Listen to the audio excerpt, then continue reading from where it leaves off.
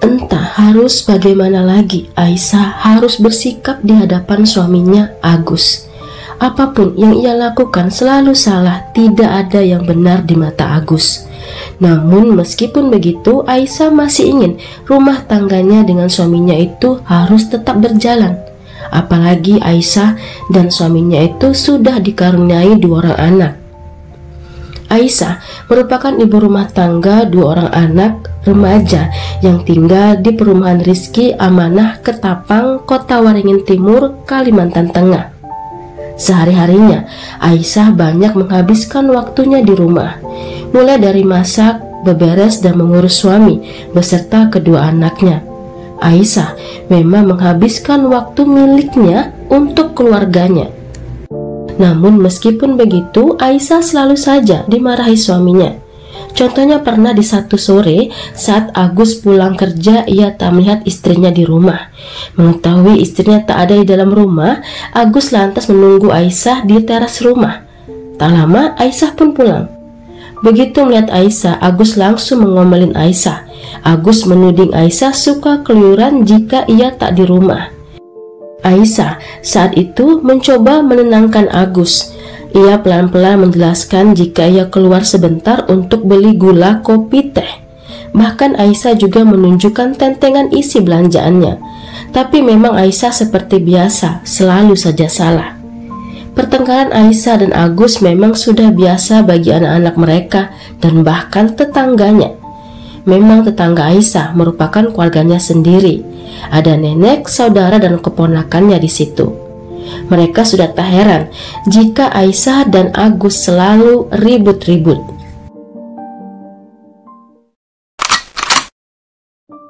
Meskipun suaminya bersikap begitu, Aisyah malah terus memperbaiki dirinya. Ia selalu mencoba mencari-cari jalan agar bisa mengambil hati Agus. Misalkan saja membuat sarapan atau memasak makanan kesukaan Agus. Begitupun Agus tetap saja cuek dan sinis dengannya. Agustus 2020, Aisyah mulai merasa jika perubahan sikap suaminya pasti ada alasannya. Aisyah mulai berpikir jika ada wanita lain di luar sana. Aisyah pernah mencoba mengajak bicara Agus dalam kamar. Namun saat didekatin, Agus malah langsung pergi tak menggubris Aisyah. Untuk memastikan perasaannya itu, Aisyah diam-diam memeriksa handphone milik Agus. Tanpa sepengetahuan Agus, Aisyah menemukan foto Agus tanpa busana dengan wanita lain. Semua hal berputar-putar saat itu di pikiran Aisyah, termasuk jika wanita itu adalah istri baru Agus. Namun Aisyah tak langsung bertanya dengan Agus. Selama belum bertanya kepada Agus, Aisyah tetap saja menjalankan kewajibannya mengurus Agus. Barulah di tanggal 4 September 2020, Aisyah nekat menelepon Agus. Saat itu Agus mengaku sedang dalam mobil. Mendengar itu, Aisyah pun minta video call. Agus saat itu tak terpikir maksud dari Aisyah. Ia pun mengiyakan untuk melakukan video call. Setelah kamera on, Aisyah meminta Agus yang saat itu sedang menyetir mobil untuk menunjukkan sekeliling isi mobil. Lantaran didesak, Agus pun menunjukkan kondisi dalam mobilnya. Dan benar saja, di dalam mobil ada seorang wanita yang duduk dengan Agus. Maka mendidihlah darah Aisyah. Ibu 2 orang anak itu meminta suaminya lekas pulang saat itu juga.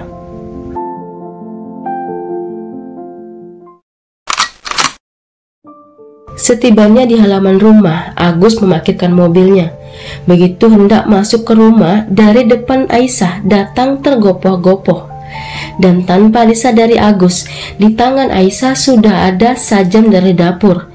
Seketika itu pula lah Aisyah menyerang perut Agus beberapa kali. Aisyah yang begitu kecewa dan terluka, tak sadar jika perbuatannya itu kelak bakal membawa petaka untuk dirinya dan anak-anaknya. Sementara itu, ternyata salah satu anak mereka melihat semua kejadian. Anak Aisyah itu pun berteriak-teriak memanggil orang sekitar.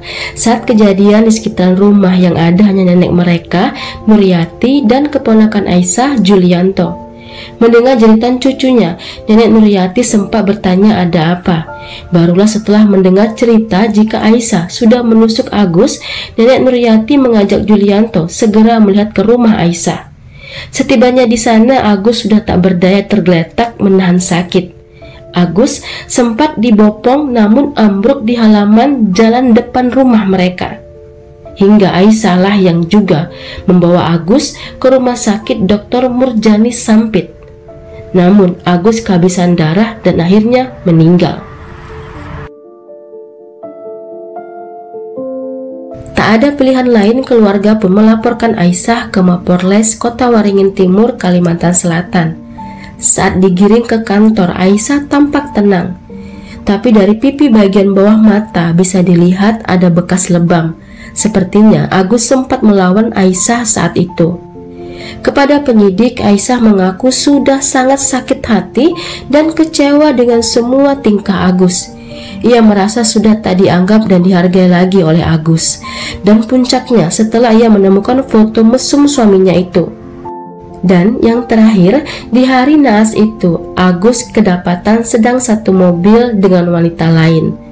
Aisyah rupanya menyesali perbuatannya itu. Namun meskipun begitu, atas perbuatannya Aisyah dijerat pasal 44 Undang-Undang Kekerasan Rumah Tangga dan subsidiar pasal 338 KUHP dengan ancaman 15 tahun penjara.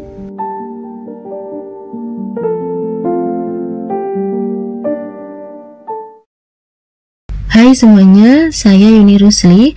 Tentunya saya mengharapkan dukungannya agar channel ini bisa lebih berkembang.